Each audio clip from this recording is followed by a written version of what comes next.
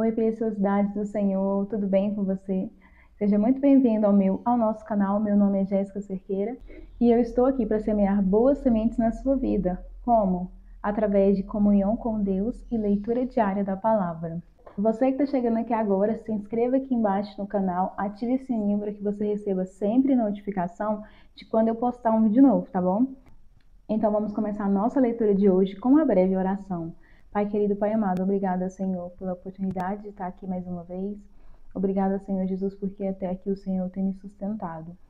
Abençoe, Senhor, a minha vida, abençoe a vida desse ouvinte, Senhor Jesus. Que possamos, Senhor, mesmo em meio às dificuldades, glorificar o Teu santo nome, mesmo em meio ao desânimo, à falta de tempo, orar, ler a Bíblia e querer cada dia mais aprender um pouco de Ti. É o que eu te peço, Senhor. Abençoe essa leitura de hoje, que possa alcançar vidas e mais vidas a cada dia, Senhor Jesus. É o que eu te peço, em nome de Jesus. Amém. E a leitura de hoje é o nosso 129º dia. Vamos ler 1 Samuel, capítulo 5, ao capítulo 7, versículo 17. A arca na terra dos filisteus, causa-lhes aflições. Capítulo 5. Os filisteus, pois, tomaram a arca de Deus e a trouxeram de Ebenezer a Asdod. E tomaram os filisteus a arca de Deus e a meteram na casa de Dagom e a puseram junto a Dagom. Levantando-se, porém, de madrugada os de Asdod no dia seguinte, eis que Dagom estava caído com o rosto em terra, diante da arca do Senhor. E tomaram a Dagom e tornaram a pô-lo no seu lugar. E levantando-se de madrugada no dia seguinte pela manhã, eis que Dagom jazia caído com o rosto em terra diante da arca do Senhor, e a cabeça de Dagom, e ambas as palmas das suas mãos cortadas sobre o limiar. Somente o tronco ficou a Dagom. Pelo que nem os sacerdotes de Dagom, nem nenhum de todos os que entraram na casa de Dagom, pisaram o limiar de Dagom em Asdod, até o dia de hoje. Porém, a mão do Senhor se agravou sobre os de Asdod, e os assolou, e os feriu com hemorroidas, a Asdod e aos seus termos. Vendo então os homens de Asdod que assim era, disseram: Não fica conosco a arca do Deus de Israel, pois a sua mão é dura sobre nós e sobre Dagom, nosso Deus. Pelo que enviaram e congregaram a si todos os príncipes dos filisteus e disseram: Que faremos nós da arca do Deus de Israel? E responderam: A arca do Deus de Israel dará a volta a Gate. Assim a rodearam com a arca do Deus de Israel. E sucedeu que, desde que a rodearam com ela, a mão do Senhor veio contra aquela cidade, como em grande vexação, pois feriu os homens daquela cidade, desde o pequeno até o grande, e tinham hemorroidas nas partes secretas. Então enviaram a arca de Deus a Ecrom.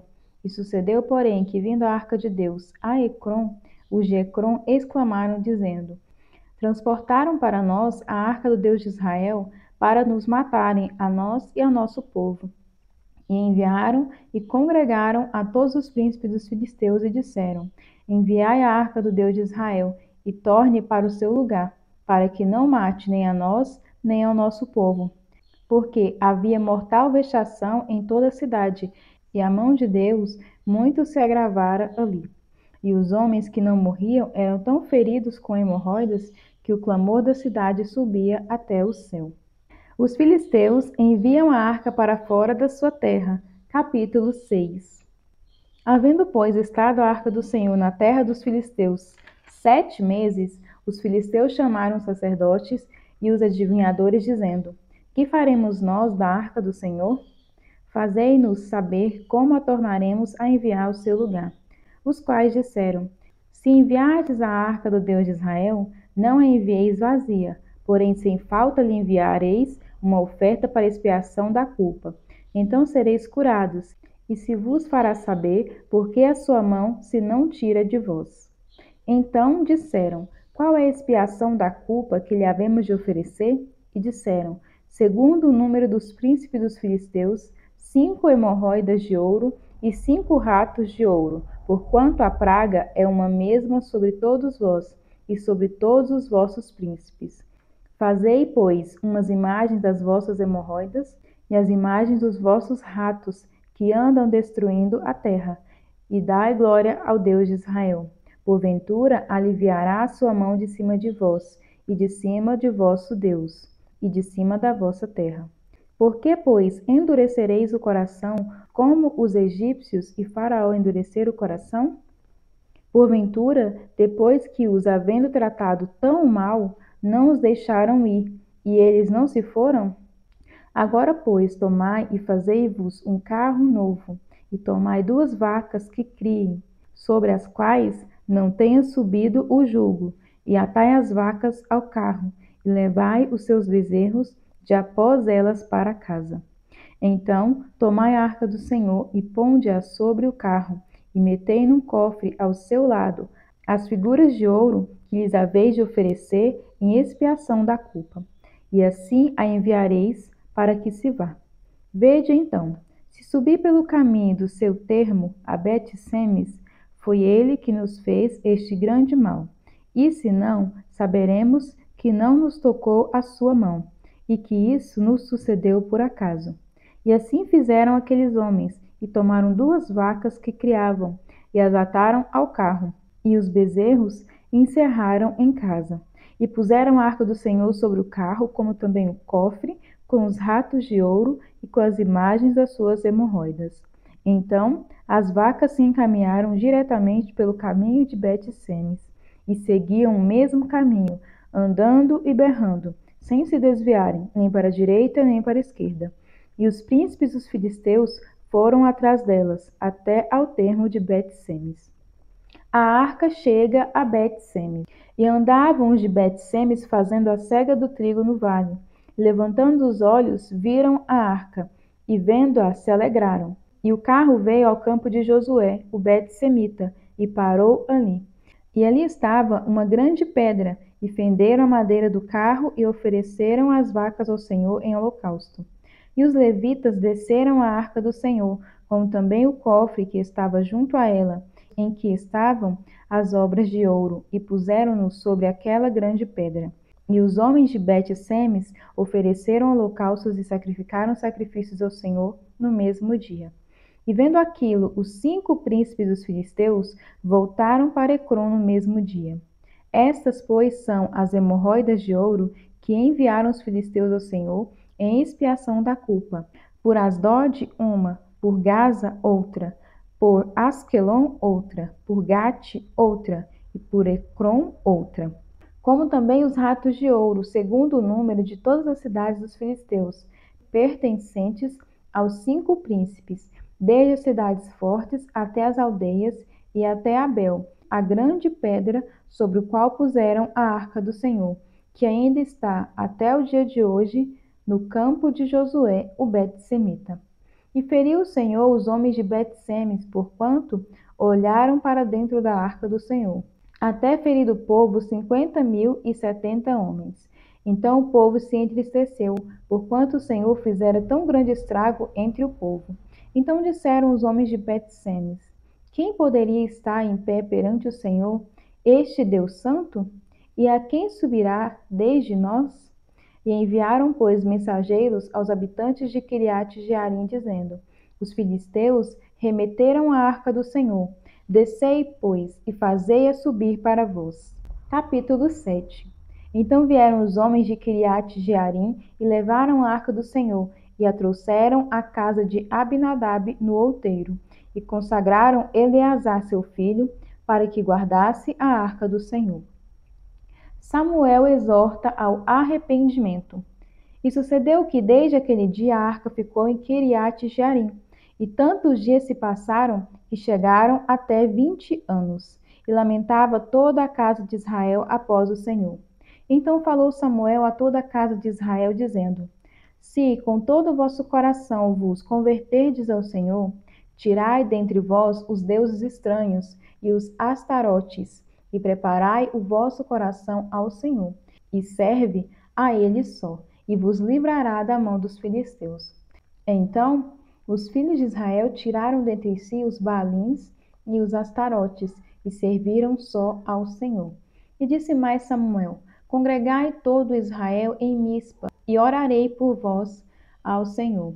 E congregaram-se em Mispa, e tiraram água, e derramaram perante o Senhor. e jejuaram aquele dia, e disseram ali: Pecamos contra o Senhor. E julgava Samuel os filhos de Israel em Mispa. Os filisteus são vencidos. Ouvindo, pois, os filisteus que os filhos de Israel estavam congregados em Mispa, subiram os maiorais dos filisteus contra Israel.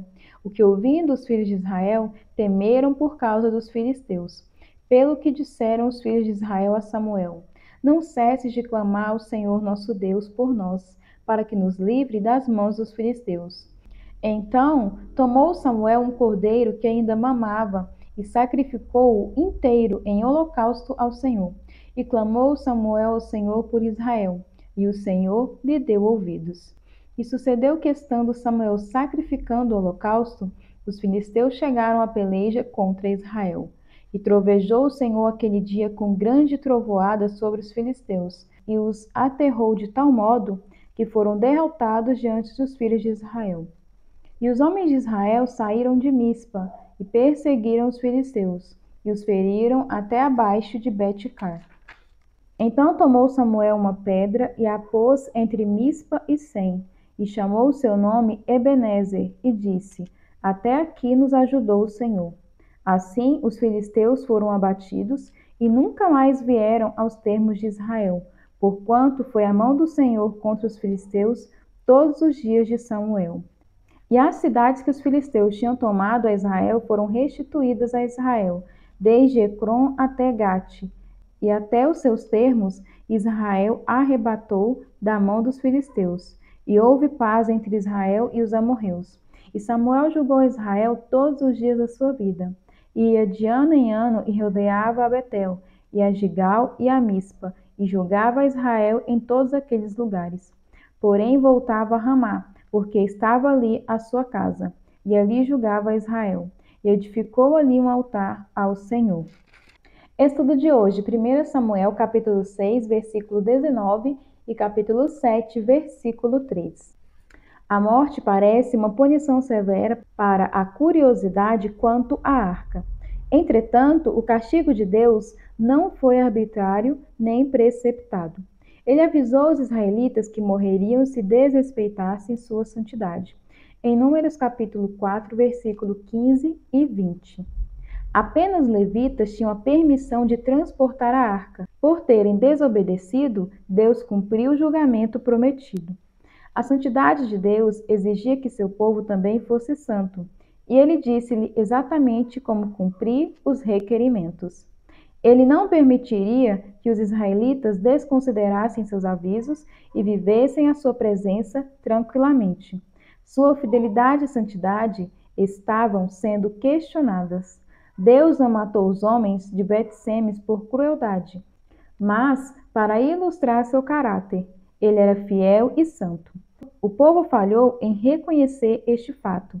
Em vez disso, Israel lamentou por 20 anos, pensando que o Senhor os havia abandonado. Como é fácil queixarmos-nos de nossos problemas, até mesmo para Deus, mas nos recusarmos a agir, mudar e fazer o que Ele exige. Não precisamos passar 20 anos sentindo-nos abandonados pelo Senhor. Verifique se há algo que Ele disse para você fazer. Você pode não receber novas orientações de Deus até que tenha agido conforme o acordado nas orientações anteriores. João capítulo 6, versículo 1 ao 21. A primeira multiplicação dos pães, capítulo 6. Algum tempo depois, Jesus partiu para outra margem do mar da Galileia, ou seja, do mar de Tiberíades, e grande multidão continuava a segui-lo, porque vira os sinais milagrosos que ele tinha realizado nos doentes. Então Jesus subiu ao monte e sentou-se com seus discípulos. Estavam próxima à festa judaica da Páscoa.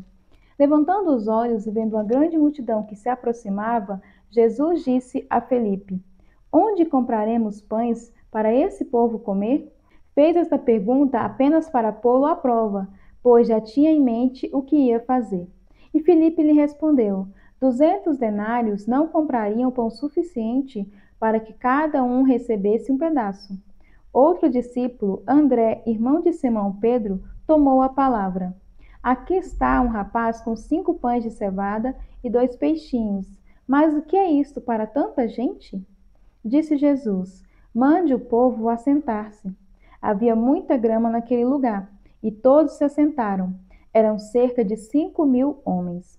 Então Jesus tomou os pães, deu graças e os repartiu entre os que estavam assentados, tanto quanto queriam, e fez o mesmo com os peixes. Depois que todos receberam o suficiente para comer, disse aos seus discípulos: Ajuntem os pedaços que sobraram, que nada seja desperdiçado.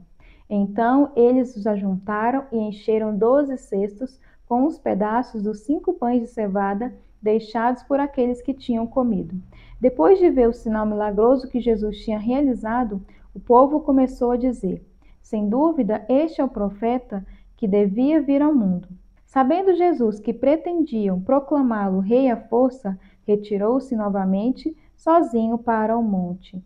Jesus anda sobre as águas. Ao anoitecer, seus discípulos desceram para o mar, entraram num barco e começaram a travessia para Cafarnaum. Já estava escuro e Jesus ainda não tinha ido até onde eles estavam. Soprava um vento forte e as águas estavam agitadas. Depois de terem remado cerca de 5 ou 6 quilômetros, viram Jesus aproximando-se do barco, andando sobre o mar, e ficaram aterrorizados. Mas ele lhes disse: Sou eu, não tenham medo. Então resolveram recebê-lo no barco e logo chegaram à praia para o qual se dirigiam. Estudo de hoje, João capítulo 6, versículos 5 ao 9. Se alguém sabia onde conseguir comida, era Felipe. Ele era de Betsaida, aproximadamente 14 quilômetros dali, em João capítulo 1, versículo 44. Quando Jesus perguntou-lhe onde poderia comprar uma grande quantidade de pão, Felipe começou a fazer as contas e a estimar os custos. Era impossível. André, enquanto isso, faz uma inútil observação. O lanche do garotinho não alimentaria 5.000 adultos. Então, por que mencioná-lo? Mas é exatamente isso que Jesus usa. Deus toma o inútil e o torna útil. Costumamos limitar Deus em nossa forma de pensar, o que não é útil. Em vez de decidir o que é valioso, devemos olhar para aquilo que temos e perguntar a Deus: isso é útil? E isso funcionará? Quando olhamos para Deus com o que temos, estamos disponíveis, prontos para tudo. Não rejeite a tarefa por não conseguir ver o caminho claramente. Em vez disso, olhe para o pouco que você tem. E, em primeiro lugar, olhe para Deus. Além disso, há uma lição nas suas obras. Deus dá em abundância. Ele multiplica o pouco que temos. Ora, aquele que é poderoso para fazer tudo mais abundantemente, além daquilo que pedimos ou pensamos, segundo o poder em que nos opera. Em Efésios capítulo 3, versículo 20. Orando os salmos. Louve ao Senhor por mostrar misericórdia em meio à ira que sente com razão. Salmo capítulo 6, versículo 13 ao 31. Cedo, porém, se esqueceram das suas obras. Não esperaram o seu conselho, mas deixaram-se levar da cobiça no deserto e tentaram a Deus na solidão. E ele satisfez-lhes o desejo, mas fez definhar a sua alma. E tiveram inveja de Moisés no acampamento, e de Arão, o santo do Senhor. Abriu-se a terra e engoliu a Datã, e cobriu a gente de Abirão. E lavrou um fogo na sua gente, a chama abrasou os ímpios. Fizeram um bezerro em Horebe e adoraram a imagem fundida, e converteram a sua glória na figura de um boi que come erva. Esqueceram-se de Deus, seu Salvador, que fizera grandes coisas no Egito, maravilhas na terra de Cã, coisas tremendas no Mar Vermelho. Pelo que disse os que teria destruído, se Moisés, seu escolhido, se não pusera perante ele, naquele transe, para desviar a sua indignação, a fim de os não destruir. Também desprezaram a terra aprazível, e não creram na sua palavra. Antes murmuraram em suas tendas e não deram ouvidos à voz do Senhor.